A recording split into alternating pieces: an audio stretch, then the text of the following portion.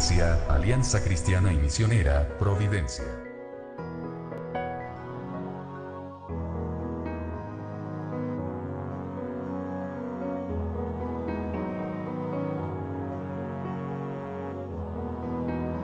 Les esperamos en Avenida General Bustamante 60, Providencia. Síguenos en Así Providencia.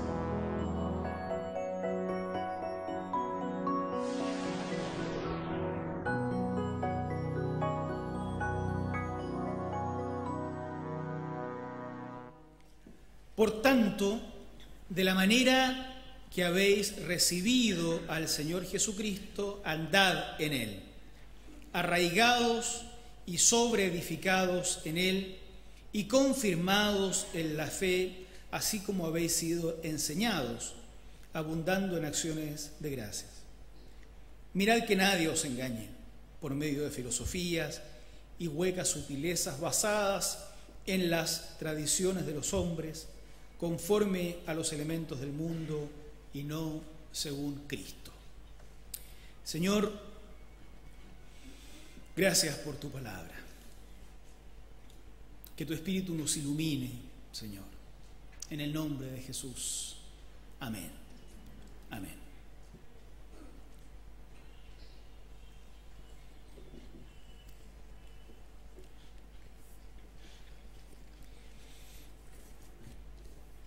Hemos venido hablando estas últimas 2 meses, de la santificación como un proceso, dijimos, no como una experiencia única, sino como un proceso que comienza acá pero no termina nunca, termina cuando llegamos a la presencia del Señor.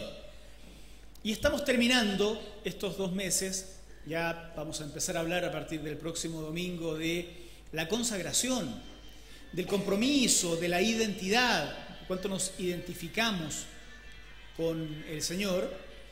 Y conviene cerrar este tiempo, y me parece que este texto es un buen resumen de lo que hemos venido diciendo, del caminar, del proceso de santificación, del andar cristiano, del seguimiento de Cristo como un seguimiento largo. Este texto pudiera ser un buen resumen. Lo hemos estado conversando parcialmente en algunos grupos de la academia y quiero compartirlo con todos ustedes.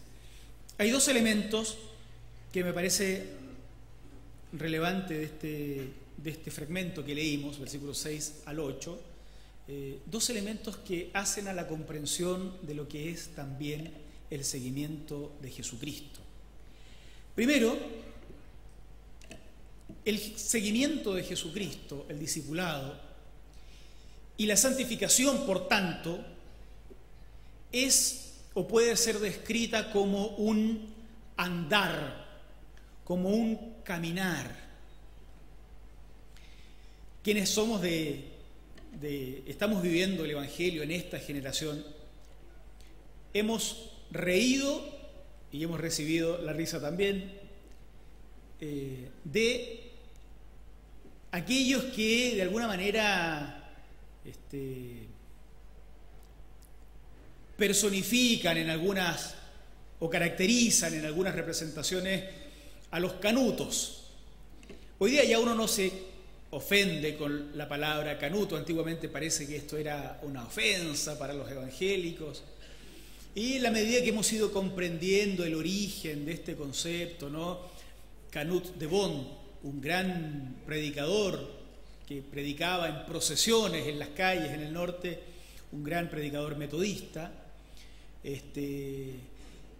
hemos venido asumiendo con mucho orgullo, además, esta designación de canuto, porque de alguna manera representamos la misma fe del metodista Canut de Bond.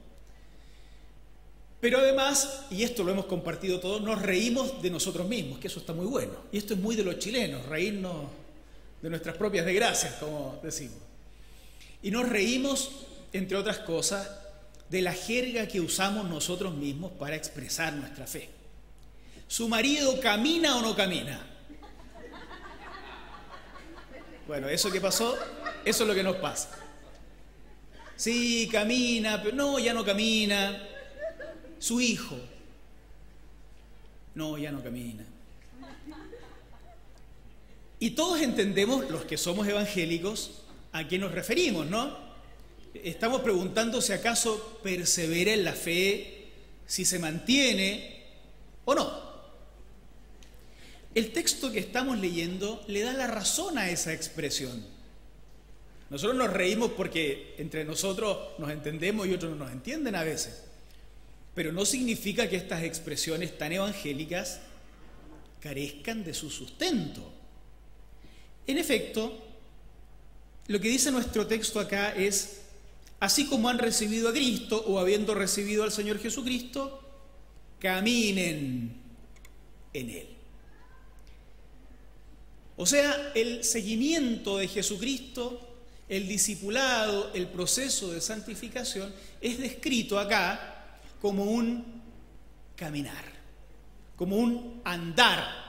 Así que no está mal cuando a uno le preguntan y sigue caminando, solo que hay que contextualizarlo porque si no, nadie lo va a entender. No está mal cuando se describe así, es un caminar. No es un cambio de posición estático. Así, mire, yo antes era y ahora soy y se acabó.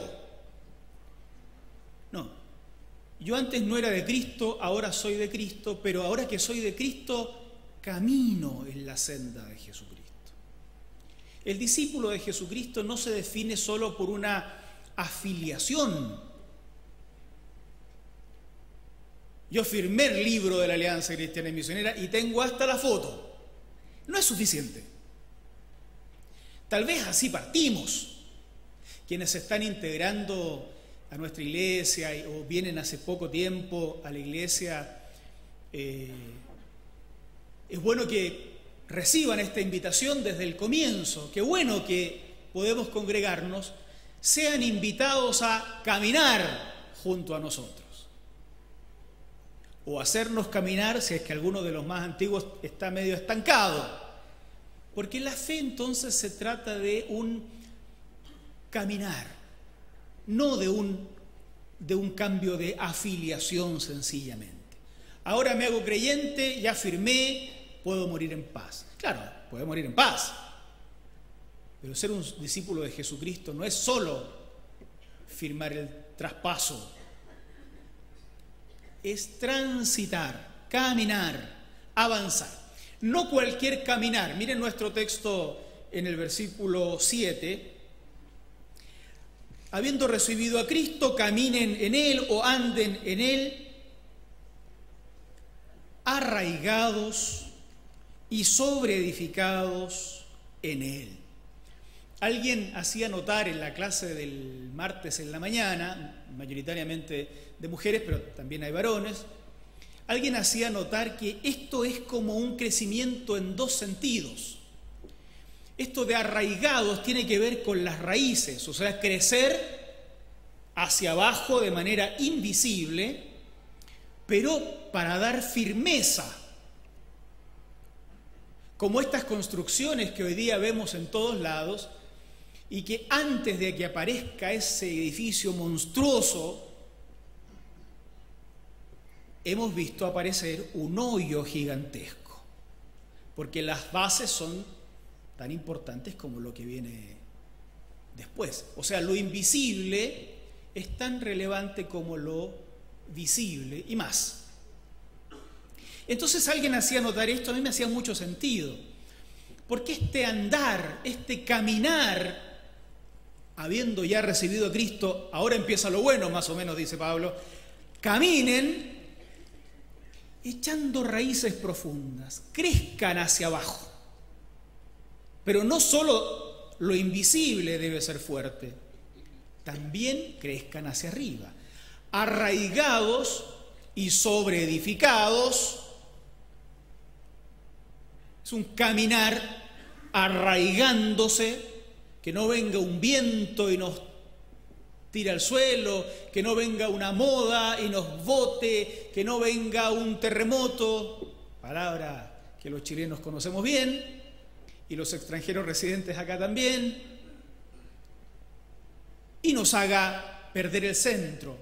pero también sobre esos sobreedificados. La vida cristiana es de echar raíces, pero también de construir una forma de vida que sea testigo de mi andar con Jesucristo. Confirmados en la fe que ha sido enseñada. Como esto es un caminar, como esto es un transitar, como rápidamente luego de haber recibido a Cristo me alejo de ese momento histórico, siempre está el peligro de que la fe que ha sido enseñada termine en otra cosa, como el cuento del teléfono, ¿no? Ese que juegan los niños, donde uno comunica a uno una cosa, pero al final de la cadena, el último ya recibió un mensaje completamente diferente.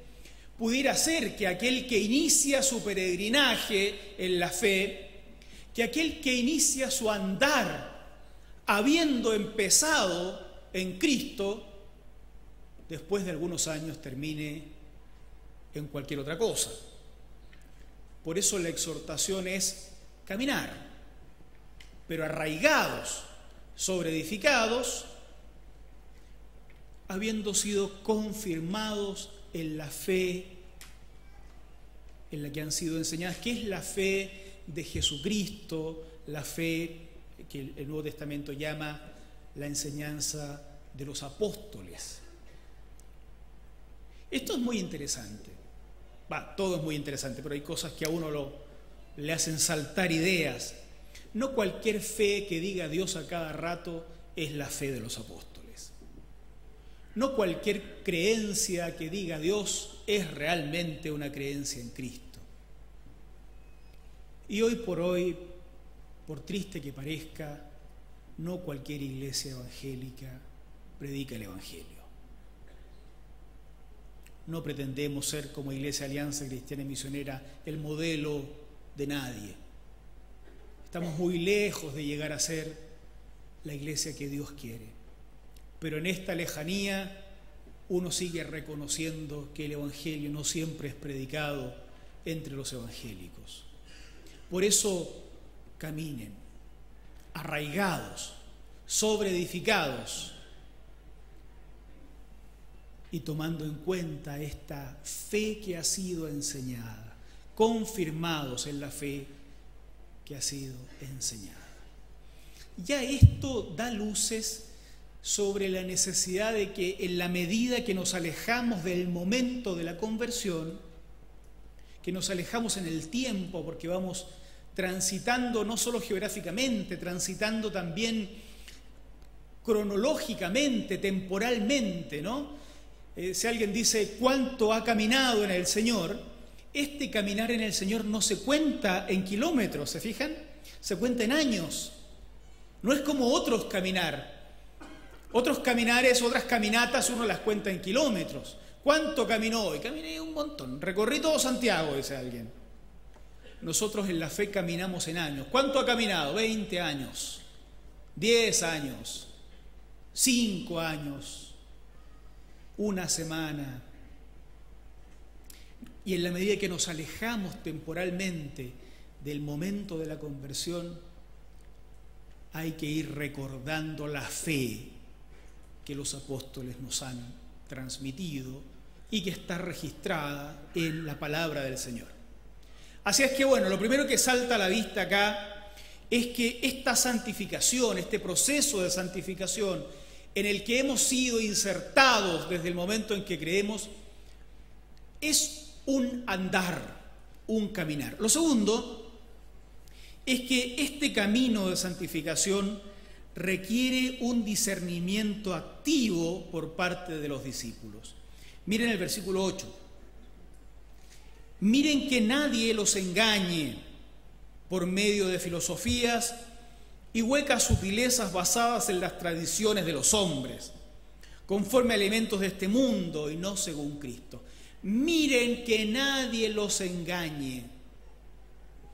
Esto agrega un grado de complejidad mayor a esto de ser discípulos. Probablemente alguien que lleva poco tiempo en la fe de Jesucristo pudiera pensar que haber creído en Cristo y haberle entregado la vida a Cristo es todo. Ahora estoy subido en una suerte de escalera mecánica donde solo debo esperar hasta ser conducido sin impedimento alguno, sin posibilidad de confusión, a la presencia misma de Dios. Pero por lo que leemos en la Biblia no es así. El transitar cristiano está siempre expuesto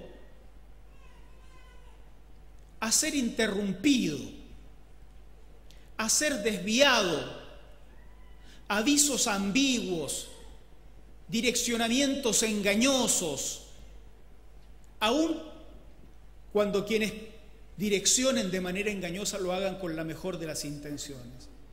Por eso este transitar no es un transitar demasiado tranquilo. Requiere mirar, requiere atención. Si llevas 20 años de creyente, serán 20 años de atención. Si llevas una semana de creyente, será una semana de atención permanente para no ser engañado, porque pudiera ser que después de 20 años, de 5 años o de una semana, hayas caminado, sí, pero no hacia Cristo.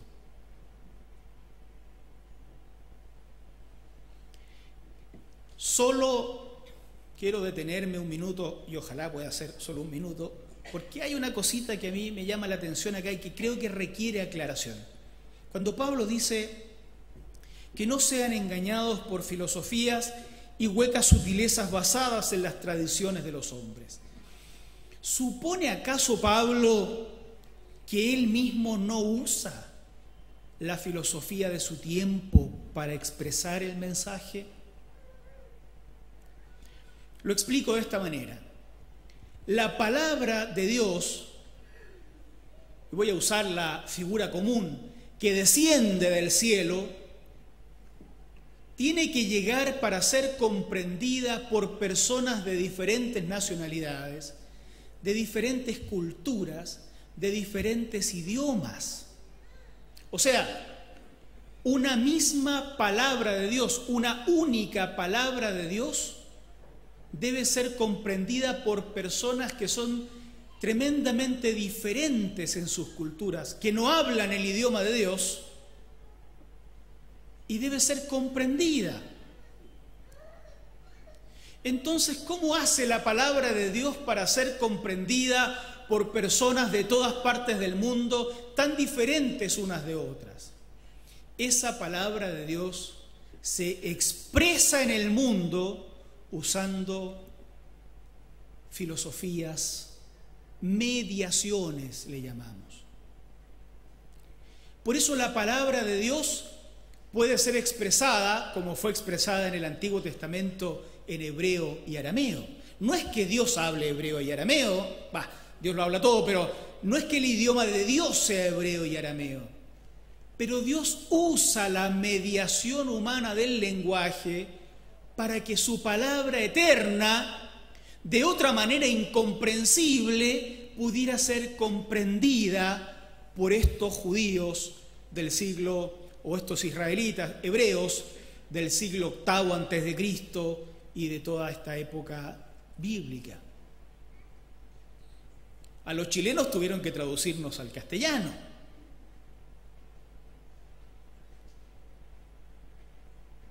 No es que Dios hable castellano, que nos gustaría, ¿no? Que el idioma de Dios fuera el de Cervantes, pero no es. Y tampoco es inglés, porque por si alguien está sospechando que Dios vive en Washington, no es así. Son todas mediaciones. Y cuando los cristianos del siglo II y III quisieron explicar cómo es esto, que Dios es Dios, el Padre es Dios, Jesús también es Dios y el Espíritu también es Dios, les sirvió una palabrita de la filosofía de la época para expresar esto: Trinidad. O sea, con esto quiero decir lo siguiente: El cristianismo siempre, y Dios, siempre ha usado mediaciones humanas para darse a conocer. La máxima de sus mediaciones fue haberse encarnado en un judío del siglo I, varón.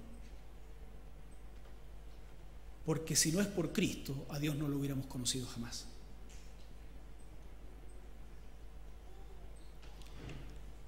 Por eso hay que repensar esto que dice Pablo, de que no sean engañados por huecas sutilezas y por filosofías humanas.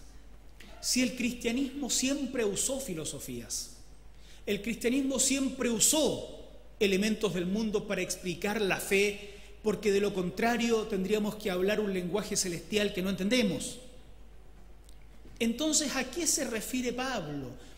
¿Cuándo la filosofía se convierte en hueca sutileza y tradición humana? Cuando la mediación se convierte en un fin en sí mismo. Cuando la mediación opaca el contenido. Ese es el tema que conviene que empecemos a pensar. Quien se convirtió al Señor hace 40 años, 30 y tantos, recibió la palabra de Dios en su lengua, en su idioma, en su cultura. Si era del sur, a la sureña. Yo recuerdo que el paquete que recibí con el Evangelio incluía no ir al cine, no ir a un estadio, no mirar mucho fútbol, porque las pasiones son pecaminosas, y otras cosas más que eran pecaminosas. Yo creo que eran más las cosas pecaminosas que las buenas que podíamos hacer, ¿no? Esa era la forma en que el Evangelio era predicado, un paquete que seguramente hace 30 y tantos años atrás reflejaba la mediación adecuada al entorno, para que la palabra fuera comprensible y comprendida. Pero ¿cuándo una filosofía de este mundo que el Evangelio usa se convierte en tradición humana y deja de comunicar el mensaje del Evangelio? Esa es la atención que el cristiano tiene que tener. Porque pudiera ser que el cristiano de hoy, el pastor, por ejemplo, quien les habla, quisiera anunciar el Evangelio con la misma mediación filosófica, social, con la cual él la recibió hace 40 años en una metrópolis del sur de Chile. No es una metrópolis, ya saben, pero es mi ciudad.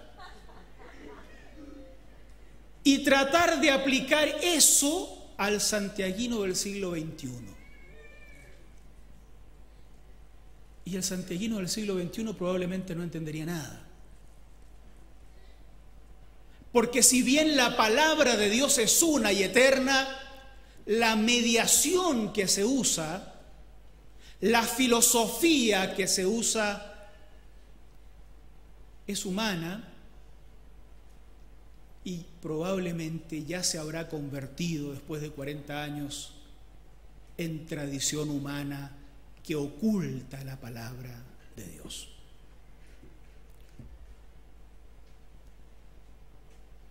Acá el discipulado se pone complicado. Acá es donde es mejor decir, mire, yo quiero, no me enseñen nada, déjenme, total, yo nunca le voy a enseñar a nadie nada, yo nunca le voy a predicar a nadie, no necesito reflexionar sobre si acaso mi mediación, si acaso la manera, mis ritos de hace 40 años sirven. No, déjenme tranquilo, yo nunca le voy a decir a nadie que soy cristiano. Pero eso no pasa porque somos creyentes que hemos sido introducidos en un discipulado donde el reino ha de ser predicado. Bueno, a nosotros Pablo nos dice, caminen, arraigados, sobreedificados, confirmados en la fe apostólica. Y acá agrega, mirando, poniendo ojo, estando atento, discerniendo, que tu fe no se haya convertido en tradición humana, en filosofía humana, en hueca sutileza que fue útil en un tiempo, pero que hoy no dice nada. No quiero poner el acento en lo útil de ciertos rituales o tradiciones, sino quiero poner el acento en la necesidad de que los discípulos hagamos el ejercicio de discernir cuando lo que estoy diciendo ya no dice nada, cuando lo que estoy diciendo en realidad usa una forma de expresarse que ya no dice nada, que esclaviza, pero que no da libertad.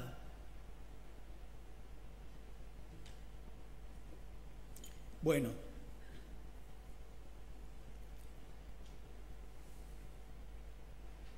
¿por qué esto es importante? ¿Por qué es importante que los discípulos tengan que romperse la cabeza todo el tiempo revisando si su fe no se ha convertido ya en filosofía, en hueca sutileza, en tradición? ¿Por qué es tan importante preguntarse si las fórmulas cristianas que vivimos y usamos siguen siendo útiles para comunicar el mensaje o ya se han convertido en algo vacío? ¿Por qué es importante? La respuesta es que porque se trata de descubrir la verdad de Jesucristo. La verdad de Jesucristo, dice la Biblia, cuando la conocemos, da libertad. Pero aquella filosofía y aquella mediación y aquel ritual y aquella doctrina, por muy santificada que haya sido hace 2000 años, cuando no es la verdad de Cristo expresada para hoy, produce esclavitud. Yo siempre digo esto.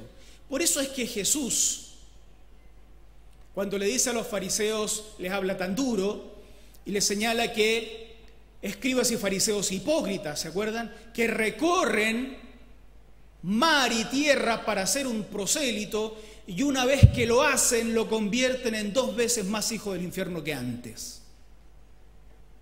Que a veces eso es lo que pasa, que en el nombre de la predicación del Evangelio predicamos tradiciones del mundo adquiridas dentro de la iglesia, santiguadas por la iglesia,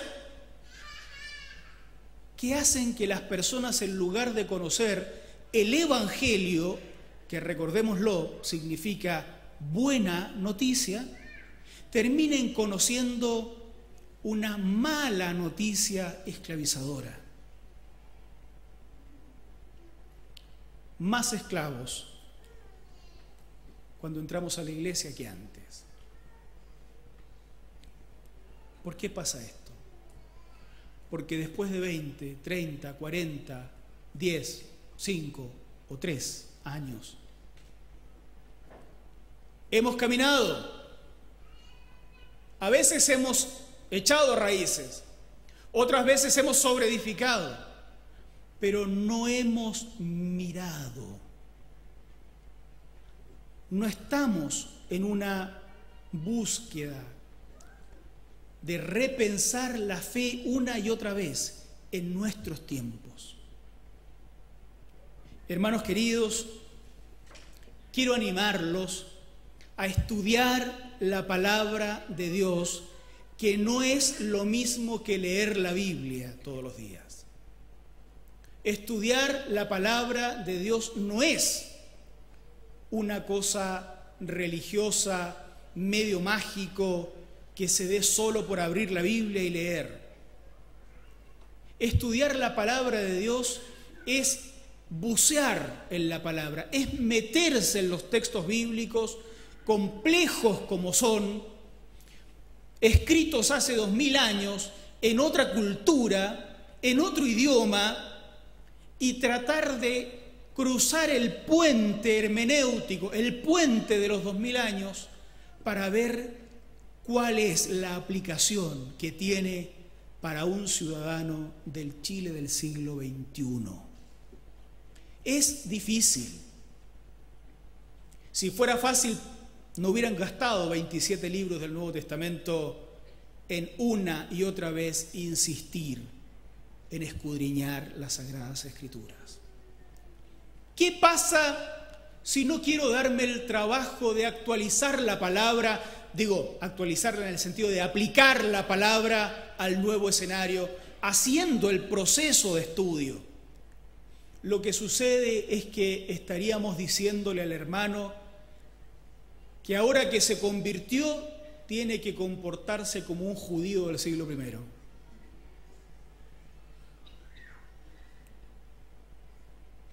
Que se ponga túnica, que se deje crecer el pelo, que no se lo tiña, que se saque los aros, etcétera. Ustedes conocen la historia, son canutos igual que yo, algunos, ¿no?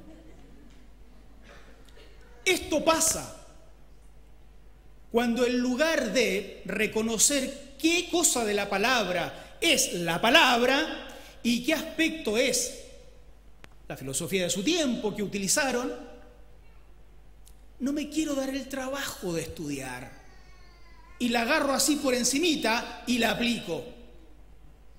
Y surgen los fundamentalismos cristianos en su expresión más dolorosa y lamentable, provocando esclavitud, provocando sufrimiento, provocando la mala noticia en lugar de la buena noticia de la salvación.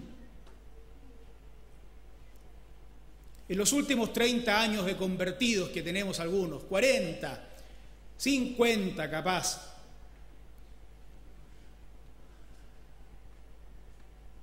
¿cuánto me he expuesto a ser transformado por la palabra y por el diálogo con mis hermanos? ¿Qué estudios? ¿A cuántos cursos de la Academia Bíblica, por decirlo de alguna manera, asisto para ser transformado en medio de una interpretación bíblica donde otros también estudian la palabra? De tal manera que no sea mi interpretación privada, sino la de la comunidad de fe. ¿Cuánto me expongo a ser criticado para ser corregido? En los últimos 20, en los últimos 30, en los últimos 5, en la última semana, ¿cuánto del estudio de la palabra lo he hecho buscando el núcleo de la palabra de Dios para que sea aplicable a este tiempo en mi vida?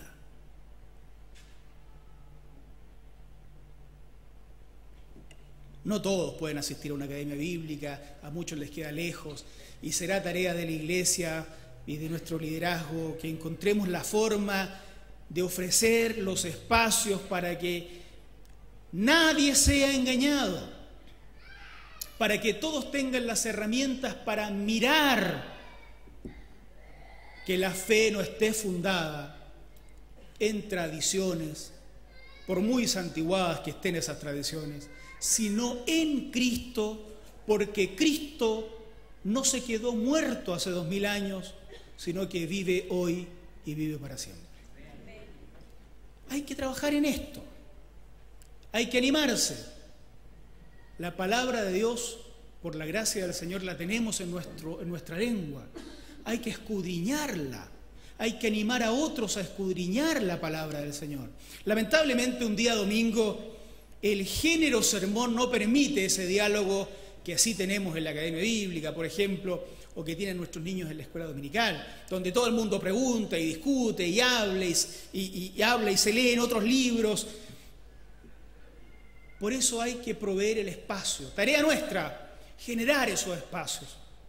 Tarea de cada uno, exponerse a esos espacios. No se quede sin estudiar la palabra, hermanos, pero estudiarla con profundidad. Esa es la manera en que vamos a caminar arraigados, sobreedificados, confirmados en la fe apostólica y no en otra. Pero también esa es la manera en que adquirimos las herramientas para mirar, discernir que nuestras creencias no estén fundadas en la superficialidad de un texto repetido, de un rito aprendido de memoria, sino en la experiencia viva, diaria, del encuentro con la palabra del Señor. Eso nos da libertad. Eso es un encuentro con la verdad, y la verdad siempre nos va a hacer libres. No es tarea fácil. No piensen, quienes se están integrando recién a la iglesia, no lo tomen como un ofrecimiento barato. Tampoco es que les vamos a cobrar. Pero digo, no es fácil. Caminemos juntos, pero si quieren caminar juntos, asuman que vamos a caminar por sendas difíciles. Tenemos que reflexionar, tenemos que repensar la fe, tenemos que mirarnos a nosotros mismos. Y lloraremos cuando digamos esto era pecado y toda la vida me dijeron que estaba bien. Esto estaba bien y toda la vida me dijeron que era pecado. ¿Qué sé yo? Tantas cosas que surgen cuando nos encontramos en el día a día con la palabra del Señor. Ánimo, ánimo en este sentido. Ahí hay una Biblia, hay que abrirla, hay que leerla, subrayarla, anotar cosas al lado, no importa, no es mágica. Está escrita para ser leída. Luego tienes otros líderes a los que hay que preguntar, tienes pastores. Hay que decir, pastor, nos estamos quedando cortos, necesitamos más estudio, no menos. No baje la vara, súbala. Educación de calidad, ¿no? También dentro de la iglesia. Bien, y eso tiene que ser así porque los nuevos tiempos demandan una palabra de Dios que se diga hoy, no la palabra de Dios dicha en la lengua incomprensible de hace 1000 años o 2000 años. Esa voz de Dios para nuestros tiempos, para nuestros conflictos, requiere el estudio profundo de estos discípulos que caminan arraigados, sobreedificados, confirmados y que miran para no ser engañados. Que Dios nos bendiga, que Dios nos bendiga, que Dios nos bendiga. Quienes sí están transitando los nuevos tiempos, las nuevas sendas son nuestros jóvenes. Ellos estuvieron en la semana pasada en un encuentro de jóvenes, el Eje, y son espacios en los que también la palabra de Dios, de una forma muy novedosa, se sigue comunicando. Así es que quiero invitarlos a orar por lo que hemos dicho y luego de orar dejar acá al pastor Rudy y pastor Ricardo que van a hablarnos o van a saludarnos como equipo de Eje también. Gracias por este tiempo, Señor, por la posibilidad de tan libremente escuchar tu palabra. Como decíamos al comienzo, ilumínanos con tu Espíritu Santo, provoca en nosotros los cambios necesarios. En Cristo Jesús, amén.